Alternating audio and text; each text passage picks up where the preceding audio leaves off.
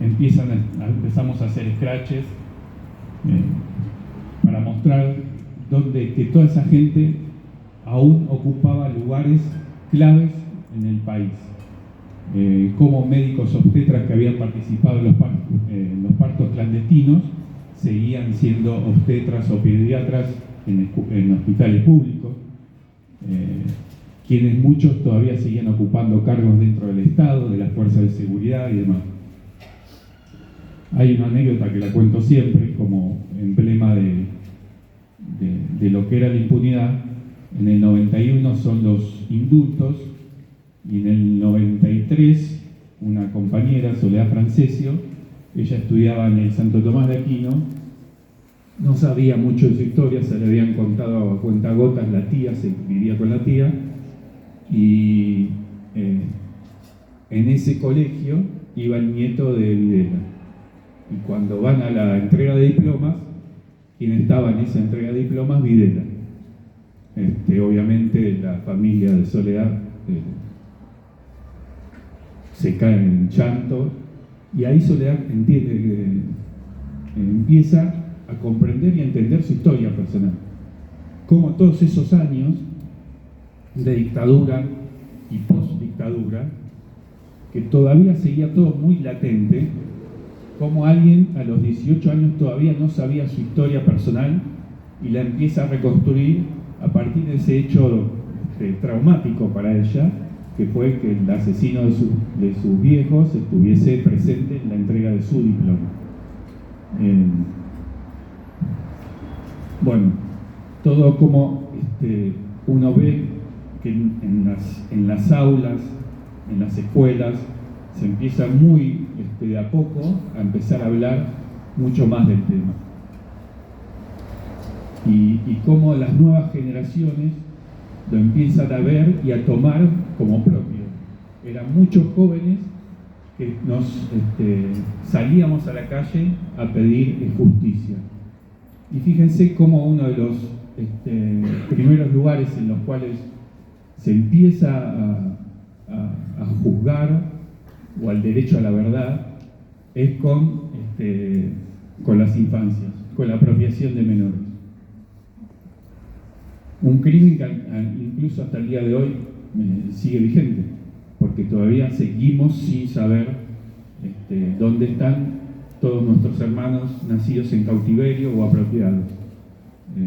Yo tuve la suerte de que mis abuelos me encontraron, pero muchos otros no, y todavía hoy, gente de 50 y pico de años, sigue sin saber su verdadera historia. Entonces, cuando se habla hoy en día de la verdad completa, y más este 24 de marzo, nosotros lo que planteamos es que digan dónde están. Queremos la verdad completísima, que ellos, que lo saben, que digan dónde están. Porque sí lo saben, sí existen los archivos, y sí siguen manteniendo un manto de silencio sobre el tema durante todas estas décadas.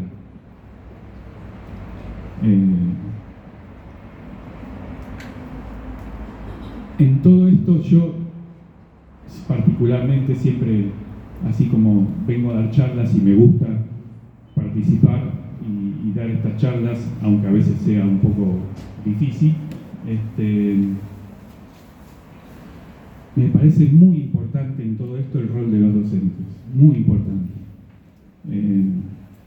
Así como en plena dictadura nadie decía absolutamente nada, había docentes, en esa época eran todos egresados del normal, o sea, cualquiera egresada del normal podía ser docente, y hubo sustitución de muchos docentes con esposas de milicos.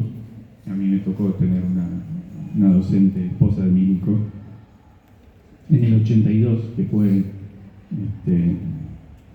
en plena guerra de Malvinas. Me acuerdo que nos repartió banderitas argentinas a todos, y yo llegué a casa con una banderita argentina.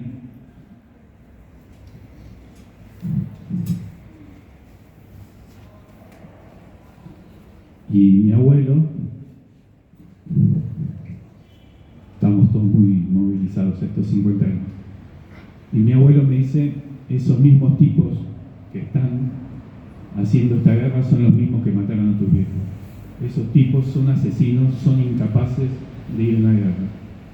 La banderita terminó guardada en algún lado. Pero bueno, retomando un poco el tema, se empieza a hablar en las aulas sobre la dictadura, ya en los 80, 90, y aún hoy en día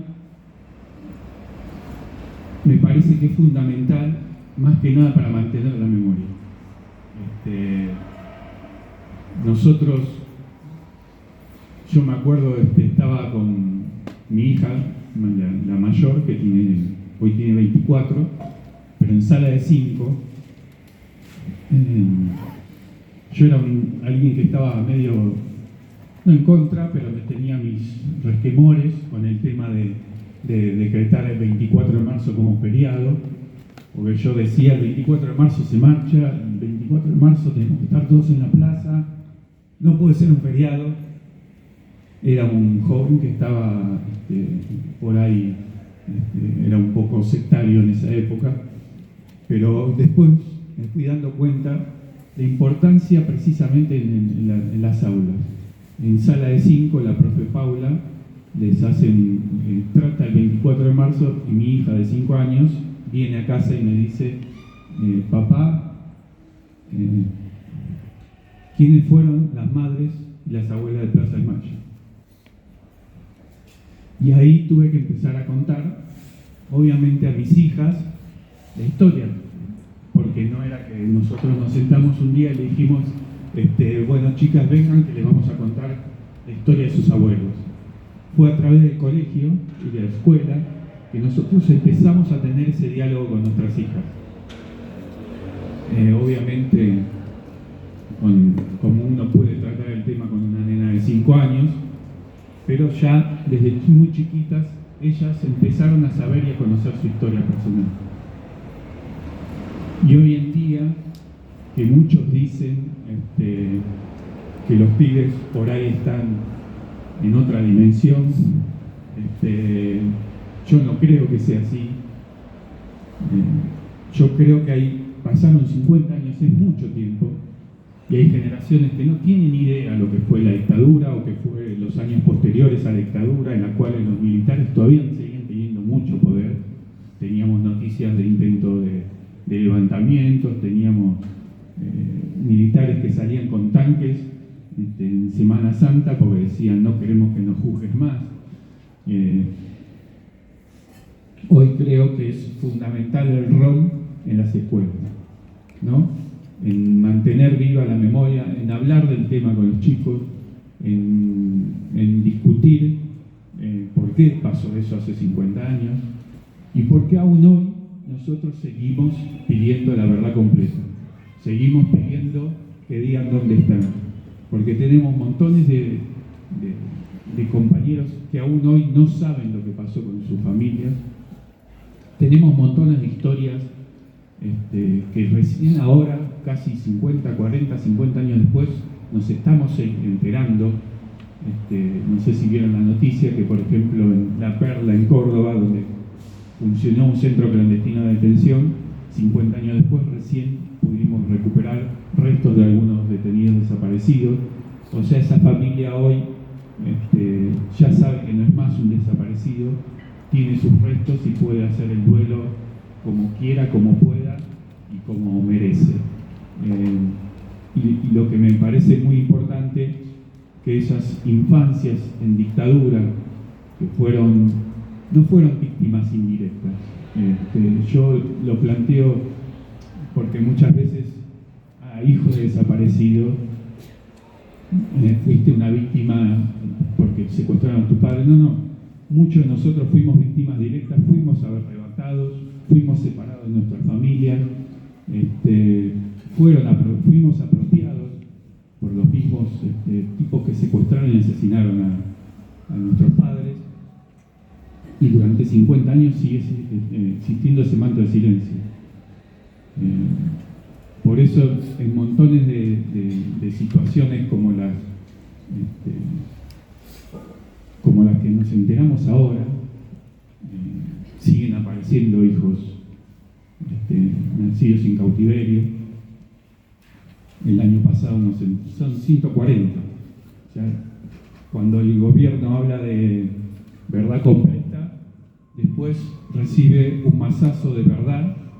Cuando recuperamos un hijo apropiado, recibe un mazazo de verdad cuando recuperamos los restos de nuestros viejos, y recibe un mazazo de verdad cuando nos seguimos enterando que son muchos más los desaparecidos que nosotros no sabíamos. Porque no hay que olvidarse una cosa: cuando se discute el número de los desaparecidos, los números al que llegamos es por el testimonio de sobrevivientes, el testimonio de los familiares, el testimonio de las víctimas. No hay un solo dato que haya dado el Estado. Y no todos dieron testimonio, porque no todos se animaron a dar testimonio, porque el miedo duró muchísimos años, porque muchas familias fueron diezmadas por completo. Y fue hace muy poco, por ejemplo, en Tucumán, que yo pisé por primera vez después de 40 y pico de años, que un peón de campo, cuenta en un testimonio en uno de los juicios, que tardaron muchísimos años en iniciarse nuevamente los juicios, dice: yo vi cómo tiraban gente en un pozo en Tucumán conocido como el Pozo de Vargas, que era un campo. Y el tipo dijo: nunca hablé por miedo. Pasaron 40 y pico de años, y en ese Pozo de Vargas, 25 metros de profundidad, encontraron cerca de 200 cuerpos de víctimas de la dictadura, que nadie conocía, nadie sabía. Y de esos 200 y pico de cuerpos que encontraron, solamente pudieron reconocer 120. Para que veamos la dimensión, 120 y pico de cuerpos se pudieron reconocer. Para que veamos la dimensión de lo que aún hoy no sabemos y no nos enteramos, y seguimos exigiendo que nos digan dónde están y qué pasó con ellos. Bueno, no la quiero hacer más larga. A mí me interesa después que charlemos, que debatamos y hablemos lo que quieran, pero me parece, y quiero volver a recalcar el tema de la importancia de las aulas, de los docentes, y de que me parece que es algo clave para seguir manteniendo viva la memoria, aún en las nuevas generaciones y aún 50 años después.